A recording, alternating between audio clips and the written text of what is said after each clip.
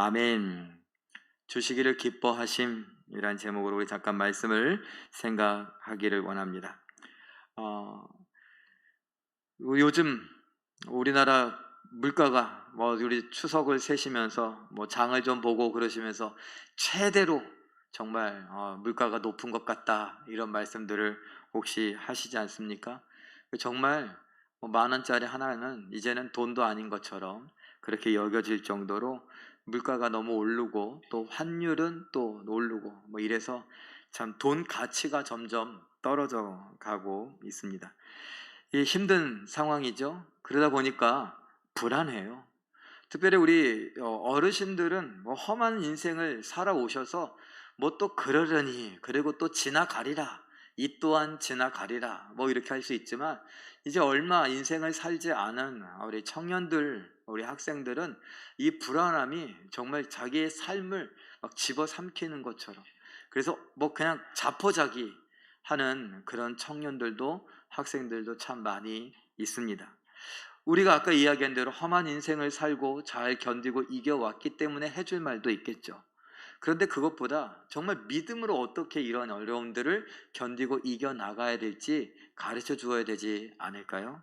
자, 어쨌든 불안하면 어떻게 해야 될지 모릅니다. 그래서 제가 이렇게 질문을 해봤어요. 늘 불안한 미래 어떻게 대처하면 좋죠? 이거예요. 그런데 많은 사람들이 이런 불안한 미래에 대하여서, 불안함에 대하여서 어떻게 하면 되냐, 여러분들 예를 하나 들어보면, 노후, 연세 드신 분들이 꽤나 이제 점점 우리 교회도 연로하신 분들이 많아지시는 시대가 되어서, 제가 오기 10년 전에 비해서 지금 10년이라는 세월이 현재니까 벌써 이렇게 기력들이 많이 쇠해지시고 그런 것 같아요. 그래서 제 마음도 조금 거시기 합니다. 자, 그런데 그건 그렇고, 자, 우리가 이렇게 점점 세월이 흘러가고 불안한데, 노후에 어떻게 하면 좋을까? 여러분들은 어떻게 생각하십니까? 노후를 편안하게 지내려면 뭐가 있어야 돼요? 뭐가 있어야 돼요? 돈이 있어야죠. 돈이 있어야 되고, 집도 있어야 되고, 또 그러려면 지금 이게 은퇴 이후에 자금을 마련하기 위해서 재테크도 잘해야 되고, 그리고 연금도 들어야 되고, 보험도 잘 여러 가지 몇 가지 들어놔야지 되지 않겠습니까? 이건 세상 사람들이 하는 이야기예요. 제가 돈 이야기를 했어요.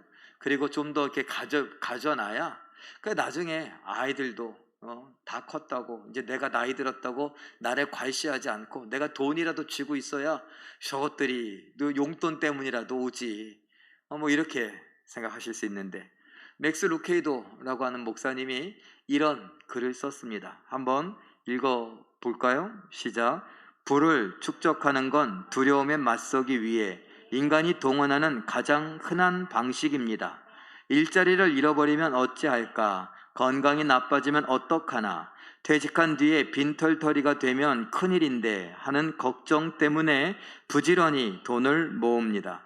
더 많이 가질수록 더 안전하다고 믿는 겁니다. 어떻게 생각하세요? 저는 이 글을 읽으면서 그래, 맞다, 그런 생각이 들어요. 그래서 제가 조금 전에 이야기했던 연금이라든가 집이라든가 돈이라든가 이런 이야기들 다 돈과 관련되어 있고, 그걸 많이 모으면 더 안전하다고, 노후도 좀 더 편안하다고, 그렇게 생각하는 거 아닙니까? 오늘 이 말씀, 우리가 읽은 그 본문 말씀, 누가복음 12장 32절이었죠?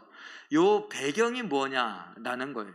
우리가 마태복음에서도 이런 부분들을 살펴보았는데, 무엇을 먹을까, 무엇을 마실까, 무엇을 입을까 염려하지 말라, 이런 맥락이에요. 그런 맥락인데, 예수님께서 무슨 비유를 하나 드셨는가? 누가복음 12장 16절에서 21절까지 보면 한 부자에 대한 비유를 드셨습니다. 그 부자가 어떤 상황에 처했고 어떤 말들을 하는지 제가 정리해 보니까, 밭에 소출이 풍성해요. 그래서 야, 밭에 소출이 많아서 참 좋다 그러면서, 내 곳간이 좁으니까 이제 이 곳간을 헐고 새로운 곳간을 만들자. 그리고 새로운 곳간에 내 곡식들, 물건들을 잔뜩 쌓아놓고, 이제 내 물건들이 참 많으니까 이제는 평안히 쉬고 즐기자. 요런 이야기예요. 기억나시죠? 요런 이야기를 하는데 거기에서 내 라는 표현이 무려 5번이나 반복되더라고요. 우리 성경을 보니까 그냥. 그리고 이것에 대하여서 하나님이 뭐라고, 예수님이 비유 끝에 뭐라고 말씀하시는지 읽어봅니다. 시작. 어리석은 자여, 오늘 밤에 내 영혼을 도로 찾으리라.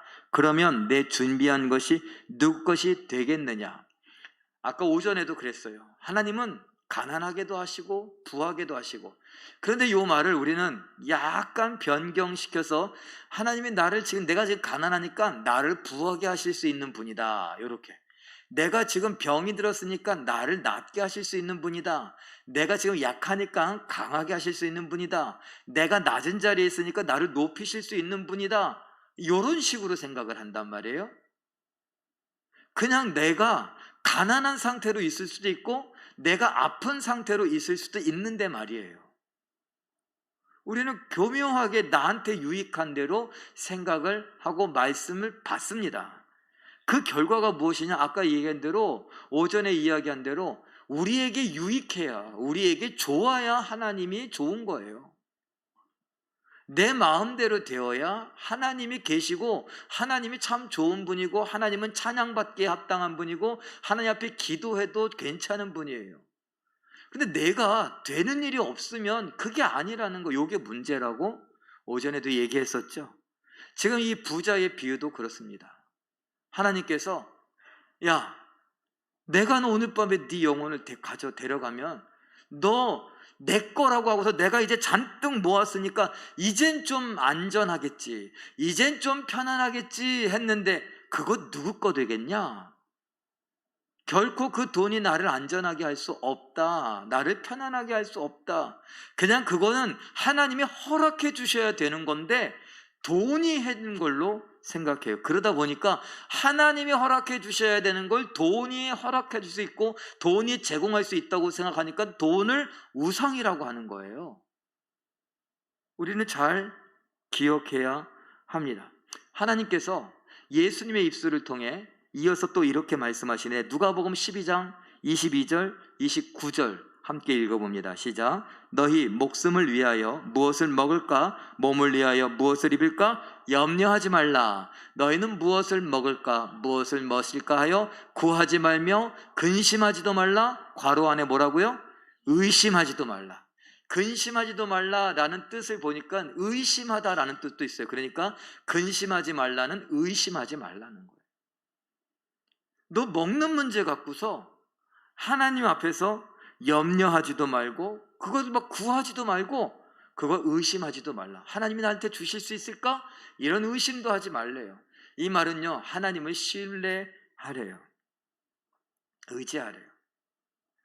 그런데 제가 잘못된 믿음과 관련해서 이야기할 때에 여러분, 우리가 하나님을 위하여서 이 땅에서 살아가며 하나님 말씀에 순종하는데 그것이 바뀌다 보니까 어떻게 해요? 나를 위해서 하나님이 존재하시는 것처럼 생각되어지고 내 것을 위하여서 하나님이 응답해 주셔야 되는, 마치 하나님이 빚쟁이처럼 우리에게 뭔가 약점이라도 잡힌 것처럼 하나님이 우리가 막 기도하면 그걸 들어줘야 되는 입장인 것처럼 그렇게 착각하고 살 때가 있다는 거예요. 그래서 응답이 없으면 기분이 나빠요. 응답이 없으면 마음이 상해요. 그래서 응답이 없으면 기도할 맛도 안 나고 찬송할 힘도 없고 예배는 아이고 그렇게 되는 거죠. 그러니까 나와 하나님과의 관계, 요거를 잘 생각하지 않으니까 내 기분에 따라 신앙생활을 한다라는 것이에요. 자, 그래요. 하나님을 내 성공과 내가 더 많이 갖는 것에 이용하려고 하다 보니 이런 패단이 있는데, 빈곤에서 교만으로 가는 과정, 가난함에서 교만함으로 가는 과정, 그 전형적인 과정, 이렇게 설명할 수 있습니다. 가난한 사람이 하나님 앞에 구하지 말라고 했던 무엇을 먹을까, 무엇을 마실까, 무엇을 입을까, 이것들을 구해요. 다른 말로 돈을 달라고 하죠. 그래서 열심히 일도 하면서 열심히 기도를 합니다. 자, 그러니까 하나님께서 그 기도에 응답을 하세요. 응답을 하니까 채워주시는 거예요. 막 채워주세요. 그러다 보니까 어떻게 돼요? 교만해서 하나님을 잊어버리더라고요. 아니, 예를 하나 들게요. 청년이 목사님, 저 요번에 면접 보는데 취업할 수 있게 기도해 주세요. 아, 그래, 잘 됐다. 그래, 한번 파이팅하고 힘내자. 그리고 기도했습니다. 기도를 하고 났더니 어이구, 응답받아서 취업을 했네요. 취업을 하고 나니까 아유, 목사님, 제가 요새 좀 바빠서 내가 교회를 좀 못 나가겠네요. 주일 근무도 해야 되고 어떨 때는 토요일날 밤 늦게 끝나고 피곤해 갖고요, 안 되겠어요. 하나님 입장에서 보면은 어떤 게 더 유익할까요? 하나님이 우리를 천국으로 이끌어 가시는 이런 과정, 모든 인생의 원리를 알고 계시는 하나님의 입장에서 봤을 때 제게 유익한 것은 뭘까요?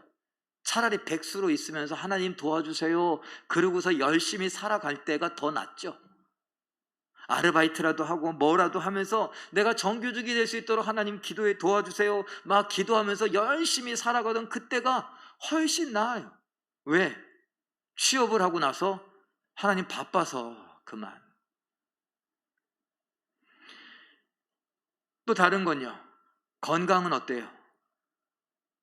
결혼은 어떻습니까? 내 눈에 보기 좋은 대로, 내 구미에 맞는 대로 그렇게 선택하고 하나님 앞에 우겨서 그렇게 결혼도 하고 그렇게 병도 낫고 그렇게 돈도 벌고 직장생활도 하고 학교에서 열심히 공부하고 그러다 보니 그것에 취해버립니다. 그래서 하나님을 잊어버려요. 여러분, 우리가 이러한 것들을 잘 기억할 수 있어야 합니다. 우리가 그래서 잠언에 보면 그런 말씀이 있잖아요. 너무 부하게도 마시고 너무 가난하게도 마시고, 너무 부해서 하나님을 잊어버릴까, 너무 가난해서 도둑질함으로 하나님을 욕되게 할까. 그런 기도가 왜 있겠습니까? 바로 우리가 성공, 돈을 더 모으고 응답을 받고 그랬을 때 교만해지는 건 한순간이다 라는 것이에요. 호세아 13장 6절에도 돈과 관련하여서 이 먹고 마시는 문제와 관련하여서 교만해지는 장면 한번 읽어봅니다. 시작. 그들이 먹여준 대로 배가 불렀고 배가 부르니 그들의 마음이 교만하여 이로 말미암아 나를 잊었느니라. 여러분, 이래서 부자가, 많이 가진 자가 어떻게 돼요? 교만하기 때문에 하나님도 좌지우지할 수 있다고 생각해요. 하나님이 없어도 내 돈으로 어느 정도 할 수 있다고 생각해요. 그 바람에 천국에 가기가 바늘귀, 낙타가 바늘귀에 들어가는 것만큼 힘들다고 말씀하시는 거예요. 그러니 돈 잘 관리해야 되겠지만 이 돈에 대해서 우리가 욕심을 부들거나 돈을 더 많이 갖기를 바란다면 우리도 예외는 아닌데, 나도 교만해질 수 있는데 그런 생각들을 해야 합니다. 신명기 10장 14절 말씀 읽어보죠. 시작. 하늘과 모든 하늘의 하늘과 땅과 그 위의 만물은 본래 내 하나님 여호와께 속한 것이로되. 이 만물이 다 하나님께 속한 것이래. 그래서 그 하나님이 어떻게 하시는가? 시편 104편 25절 27절 현대어 성경을 보면 읽어봅니다. 시작. 크고 한없이 드넓은 저 바다, 그 안에 수도 셀 수 없을 만큼 엄청난 크고 작은 피조물들이 살고 있습니다. 그 모든 것들이 주께서 때에 맞춰 먹을 것 주시기를 기다리고 있습니다. 모든 것이 하나님의 주인이기 때문에 하나님이 먹이고 입히신다. 하나님께서 살 수 있게 해주신다. 저 바다와 저 공중의 새와 저 들판의 동물들, 바다의 물고기들 얼마나 많습니까? 그런데 그것들이 그냥 서로 먹이사슬에 의해서 그냥 서로를 잡아먹으면서 잘 먹고 잘 살까요? 아니에요. 하나님께서 그들을 때에 따라 먹을 것들을 주시는 거예요. 먹고 살 수 있게 해주시는 거예요. 하나님이 그 비유를 들면서 우리에게 말씀하시죠. 얘야, 내가 저 수많은 동물들도 너네보다 더 덜 귀한, 하찮아 보이는 물고기, 하다못해 여러분 지렁이 보면 어떻게 하세요? 지렁이 귀하다고 그래요? 지렁이 보면 아유 징그러워. 그리고 누가 또 장난치면 하지 말라고 팽그치면서 그냥 꽉 밟아버리시는 분도 있잖아요. 그건요, 너무나 하찮은 존재예요. 근데 그 지렁이도 하나님이 먹이세요. 먹고 살 수 있게 하세요. 그런 비유를 어떻게 드셨어요? 참새의 비유하시잖아요. 참새를 내가 먹고 마시게 하고 귀히 여긴다. 야, 들에 핀 백합화를 보라. 그 백합화 얼마나 예쁘게 내가 다 키웠다. 그렇게 말씀하시면서 끝자락에 뭐라 그래? 넌 더 귀하다. 바로 오늘 이 말씀이 그거예요.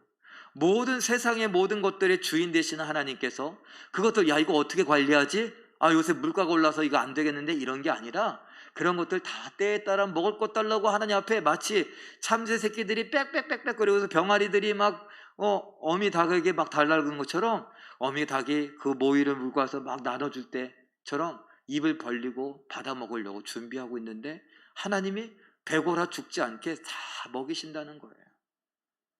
그러면서 하시는 말씀이, 넌 하물며 너는 내 형상대로 만들었고 내가 예수의 피를 흘려가며 너를 살려냈는데 그까짓 거 내가 못 해주겠냐? 근데 너는 왜 그것만 구하니? 그래서 그러지 말고 나를 믿는 너희들은 나의 사랑을 힘입어서 뭐 하라고요? 하나님의 나라를 구하라. 그러면 내가 주리라. 나는 그 하나님의 나라 주는 것을 기뻐한다. 하나님의 나라를 주는 걸 기뻐하는데 다른 건 오죽하겠어요? 예수님을 아끼지 않고 내어주시니가 다른 걸 아끼시겠어요? 아까워하지 않고 주기를 좋아하시는 하나님 예수님이십니다. 그래서 디모데전서 6장 17절에서 19절 같이 읽을 수 있습니다. 읽어봅니다. 시작. 내가 이 세대에서 부한 자들을 명하여 마음을 높이지 말고 정함이 없는 재물에 소망을 두지 말고 오직 우리에게 모든 것을 후히 주사 누리게 하시는 하나님께 두며 선을 행하고 선한 사업을 많이 하고 나누어 주기를 좋아하며 너그러운 자가 되게 하라. 이것이 장래에 자기를 위하여 좋은 터를 쌓아 참된 생명을 취하는 것이니라. 아멘. 정함이 없는, 고정되지 않고 떠다니는, 내 손에 잡혔다가 흘러나갈 수 있는 그런 재물에 소망을 두지 말아라. 하나님께 소망을 두라. 요 이야기예요. 하나님의 나라를 구하라, 이 말도 우리가 먹고 마시고 다 먹고 살자고 하는 일인데, 이런 식으로 말하면서 그 먹는 거, 입고 사는 거, 돈, 여기에 우리의 소망을 두고 마음을 두고 그렇게 쫓아다니지 말라는 거예요. 하나님이 기꺼이 하나님의 나라를 우리에게 주시기를 좋아하신다. 다시 한번 읽어보죠. 누가복음 12장 31절 32절 말씀 읽어봅니다. 시작. 다만 너희는 그의 나라를 구하라. 그리하면 이런 것들을 너희에게 더하시리라. 너희 아버지께서 그 나라를 너희에게 주시기를 기뻐하시느니라. 잠깐 보세요. 다만 너희는 그의 나라, 하나님의 나라를 구하라. 하나님은 그 나라 주시는 것을 뭐 한다고요? 기뻐하시느니라. 그 기뻐하신다는 말을 제가 자세히 살펴보니까 매우 기뻐한다는 뜻을 갖고 있어요. 그뿐만 아니라 좋게 생각한다, 그러기를 원한다, 그리고 끝에 뭐라고요? 결정했다. 하나님의 나라를 우리에게 주기로 결정하신 분이에요. 그 말은요, 우리에게 구원을 결정하신 하나님께서 하나님 나라를 주시겠다고 하시고, 이 땅에서 하나님 나라 이루어가는데, 하나님 나라 이루어간다는 건 뭐예요? 하나님을 왕으로 모시고 섬기면서 산다는 것이에요. 그러면 왕이신 하나님께서 이 땅에서도 우리의 인생을 책임져 주신다는 거예요. 왕으로 이 땅에서 우리와 살기를 원하신 하나님, 기뻐하신 하나님, 결정하신 하나님이 오늘 우리에게 그렇게 살래요. 그러니까 열심히 살지 말라는 게 아닙니다. 직장생활 열심히 하지 말라는 게 아닙니다. 직장생활을 왜 하느냐? 내가 승진하고 돈 많이 벌려고, 내가 돈 많이 모아서 아파트 살려고, 이러려고 하는 게 아니라, 내가 하나님의 사랑을 잊고 살아가니 내게 주어진 시간 속에서 내가 하나님의 사람으로 최선을 다해 살아간다. 그러다가 하나님이 기회 주셔서 나에게 승진도 하게 해주시고 연봉도 좀 올려주시고, 그러면 내가 이것으로 이것도 하고 저것도 하고 막 이렇게 손꼽아서 나를 위해 사는 게 아니라, 그러고서 하나님의 뜻이 무엇인가를 먼저 여쭙고 하나님이 원하시는 일들을 내가 하기 위하여서 그 돈도 쓰고 시간도 쓰고 건강도 써보겠다고 할 수 있는 거, 그렇게 살아보라고 우리에게 말씀하십니다. 직장 때려치고 교회 와갖고 맨날 교회 청소하라고 그런 게 아니에요. 직장 그만두고 맨날 교회 와서 주여 주여 부르짖느라고 목이 다시고 그러라는 게 아니에요. 뭐가 더 중요한지 우리의 인생의 우선순위에 그 중요한 그 자리에 하나님의 나라, 하나님, 그리고 하나님의 뜻을 두라는 거예요. 그러면 하나님께서 야, 너도 먹고 살아야지. 그건 내가 책임져 줄게. 네가 날 의지하니 내가 널 책임져 줘야지. 그러면서 어쩔 수 없이 하는 것처럼 아니에요. 우리는 그렇게 말해. 아이, 내가 책임져 줘야지. 누가 책임져 주겠냐? 생생내듯이 이렇게 말할 수 있지만 하나님은 내가 책임져 주겠다. 기뻐하시는 마음으로 책임져 주겠다고 우리를 붙들고 가신다는 거예요. 그런 걸 기뻐하신 하나님, 우리가 믿는 하나님은 나를 사랑하기 때문에 나 책임져 주는 걸 좋아하신 하나님, 나를 책임져 주는 걸 기뻐하신 하나님, 책임져 주기로 결정하신 하나님이다 라는 생각을 갖고 그 믿음으로 오늘 하루하루를 힘내어 살아보시길 바랍니다. 명절이 이제 끝자락이에요. 이제 끝자락에 피곤도 쌓이고 여러 가지 좀 불편한 일들도 있을 거예요. 흔히 하는 말대로 은혜 쏟아버릴 일들이 여기저기 도사리고 있을 거예요. 그럴 줄 알았어. 그러고서 은혜 확 쏟고 소리 지르고 그냥 한바탕 하고 그러지 말고 그럴 줄 알았다 그러면서 침 한번 삼키고 침으로 안 될 것 같으면 가서 물이라도 벌컥벌컥 마시고 그러면서 한숨 좀 돌리면서 하나님 참을 수 있게 해주세요. 용서할 수 있게 해주세요. 이해할 수 있게 해주세요. 위하여 기도할 수 있게 해주세요. 은혜 받았으니 내가 그 은혜로 더 사랑하고 은혜 받았으니 내가 그 은혜로 용서하고 내가 참는다 라고 하며 살아갈 수 있는 우리들, 이러한 연습이 우리 직장에서도 우리 학교에서도 우리 가정에서도 우리 교회 안에서 뿐만 아니라 이웃과의 삶 속에서도 얼마든지 나타나는 은혜가 있기를 예수님의 이름으로 축원합니다.